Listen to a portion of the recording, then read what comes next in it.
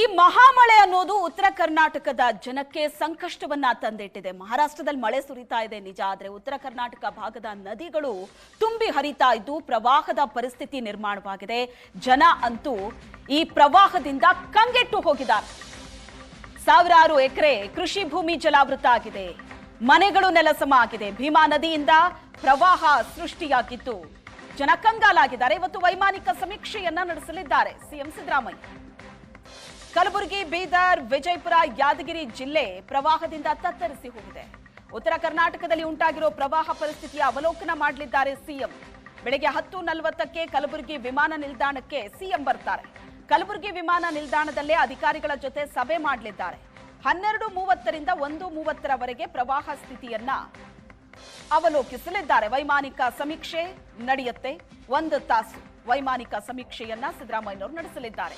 ಅದಕ್ಕೂ ಮುಂಚಿತವಾಗಿ ಅಧಿಕಾರಿಗಳ ಜೊತೆ ಸಭೆ ಮಾಡಲಿದ್ದಾರೆ. ಉತ್ತರ ಕರ್ನಾಟಕ ಭಾಗದ ಪ್ರವಾಹ ಪರಿಸ್ಥಿತಿ ಬಗ್ಗೆ ಸಿಎಂ ಸಿದ್ದರಾಮಯ್ಯನವರು ವೈಮಾನಿಕ ಸಮೀಕ್ಷೆಯನ್ನ ನಡೆಸಲಿದ್ದಾರೆ. ಮಧ್ಯಾಹ್ನ 2 ಗಂಟೆಗೆ ಪ್ರವಾಹ ಪೀಡಿತ ಜಿಲ್ಲೆಗಳ ಅಧಿಕಾರಿಗಳ ಸಭೆ ಕರೆಯಲಾಗಿದೆ.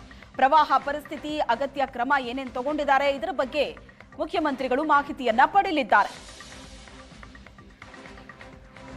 ನೆರೆಯಿಂದಾಗಿ ಜನ ಸಂಕಷ್ಟಕ್ಕೀಡಾಗಿದ್ದಾರೆ. ಎಷ್ಟೋ ಮನೆಗಳು ನೆಲಸಮ ಆಗಿದೆ, ಕೃಷಿ ಭೂಮಿ ಜಲಾವೃತವಾಗಿದ್ದು ಬೆಳೆ ನಾಶ ಆಗಿದೆ. ಸರ್ಕಾರದಿಂದ ನೆರವಿನ ನಿರೀಕ್ಷೆಯಲ್ಲಿದ್ದಾರೆ ಜನ ಮತ್ತು ರೈತರು. ಇವತ್ತೇ ನೆರೆ ಪರಿಹಾರವನ್ನ ಸಿಎಂ ಘೋಷಣೆ ಮಾಡ್ತಾರಾ? ಮಹಾಮಳೆಯಿಂದ ಸಾವಿರಾರು ಎಕರೆ ಬೆಳೆ ನೀರ್ಪಾಲಾಗಿದೆ. ಕಲಬುರಗಿ ಜಿಲ್ಲೆಯ 88 ಗ್ರಾಮಗಳಲ್ಲಿ ಪ್ರವಾಹ ಪರಿಸ್ಥಿತಿ ಇದೆ. ಕಲಬುರಗಿಯ ಕಾಳಜಿ ಕೇಂದ್ರದಲ್ಲಿ 6,664 ಜನರಿಗೆ ರಕ್ಷಣೆ ಕೊಡಲಾಗಿದೆ. ಅತಿವೃಷ್ಟಿ, ಪ್ರವಾಹ, 28 ಜಾನುವಾರುಗಳು ಬಲಿಯಾಗಿದೆ. ಇದಕ್ಕೆ 739 ಮನೆಗೆ ಹಾನಿಯಾಗಿದೆ, ರಸ್ತೆಗಳ ಹಾಳಾಗಿದೆ, ಸೇತುವೆಗಳು ಕೊಚ್ಚಿಕೊಂಡು ಹೋಗಿದೆ. ಹಾಗಾದ್ರೆ ಇವತ್ತೇ ಸರ್ಕಾರದಿಂದ ಪರಿಹಾರ ಘೋಷಣೆಯಾಗತ್ತಾ? ಕಲಬುರಗಿಯ ಕಾಳಜಿ ಕೇಂದ್ರದಲ್ಲೇ 6,664 ಜನ ಉಳ್ಕೊಂಡಿದ್ದಾರೆ. ಒಂದ್ ಕಡೆ ಅತಿವೃಷ್ಟಿ, ಮತ್ತೊಂದ್ ಕಡೆ ಮಹಾರಾಷ್ಟ್ರದಲ್ಲಿ ಮಳೆ ಸುರಿತಾ ಇದ್ದು ಸುತ್ತಮುತ್ತಲ ನದಿಗಳು ಉಕ್ಕಿ ಹರಿತಾ ಇದೆ. ಹಾಗಾಗಿ ಪ್ರವಾಹ ಸೃಷ್ಟಿಯಾಗಿದೆ.